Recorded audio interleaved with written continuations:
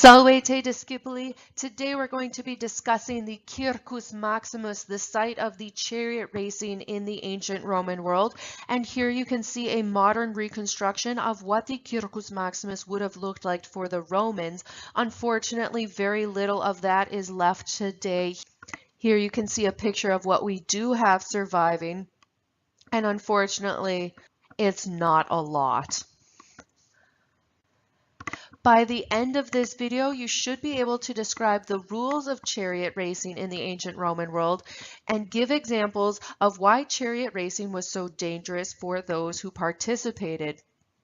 You should also be able to list the 4 chariot racing teams by their color and label a diagram of the Circus Maximus with the chariot racing vocabulary from your Verba Viginti Septem Secunda, your chapter 27 vocabulary, the second list. Originally, the first Circus Maximus was built by Tarquinius Priscus right around 600 BCE, and Tarquinius Priscus was our 5th king of Rome and the first of the Etruscan monarchs. It was built in between the Aventine and the Palatine hills in a characteristic oval shape for the most effective use of horse racing.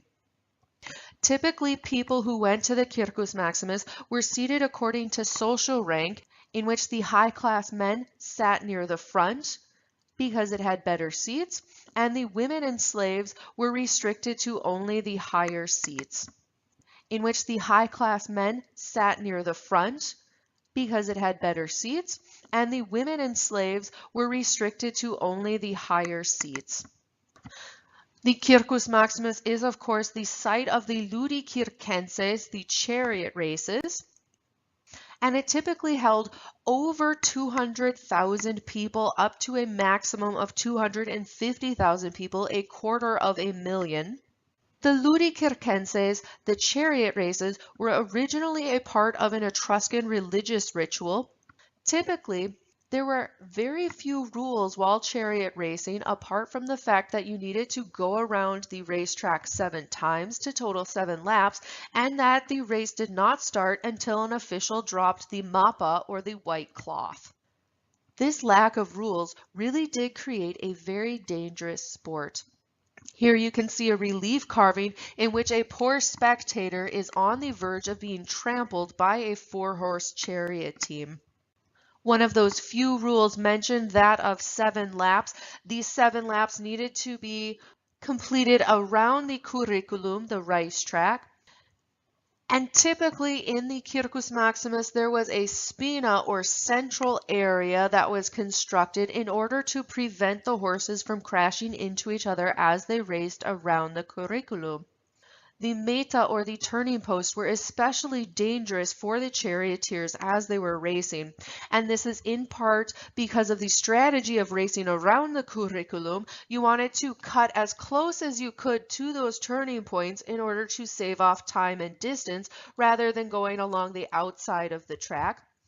And because there were few rules, very frequently the chariots themselves would become battle scarred during a race, and if you took the meta turn at too high of a velocity, it wasn't uncommon for the wheel of your chariot to fly off as you were turning. There are typically 4 factiones, or 4 companies of charioteers in the ancient Roman world: the reds, or the russati, the whites, or the albati, the greens, the prasini, and the blues, the veneti. In order to help you to keep these colors apart, I always think of the russati as bearing resemblance to russet potatoes, which are red in color. For the whites, I think of either Albus Dumbledore and his glowing white beard, or I think of the modern derivative, the albino. And for the greens, I usually link up the fact that this was not any green color, but specifically a pea green color, the color of peas. And so I put the 2 peas together. So prasini is pea green, or green, and then the veneti are the ones left over. Typically, these factiones would compete in a quadriga race, or a 4-horse chariot race. There were also 2-horse chariot races, but these were quite a bit less popular than the 4-horse chariot races. You could also race with 10 horses, but 10 horses was a little superfluous and didn't add to any of the speed and efficiency of the chariot as you were racing.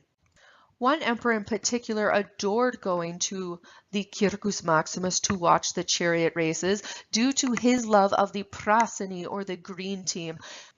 During his reign, the Emperor Caligula not only is said to have dined and spent the night in the quarters of the Green Team, but he would also order his soldiers to enforce silence in their neighborhood so that not only the charioteers could get some rest, but also so that his favorite horse Incitatus wouldn't be disturbed. And this is, of course, also the horse that Caligula later made the head of the Senate. Out of all of the teams, out of all of the facciones, the Prasini green team and the Veneti blue team were the most popular in the ancient Roman world, and they also had a fairly extensive rivalry between the two. The Circus Maximus and the chariot racing was part of a well-known institution that we know about from our satirical writer Juvenal, that of the panem et circenses, bread and circuses. As Juvenal writes in his satirical commentary about social custom, the people that once bestowed commands, consulships, legions, and all else, now meddle no more, and long eagerly for just two things, bread and games, panem et circenses.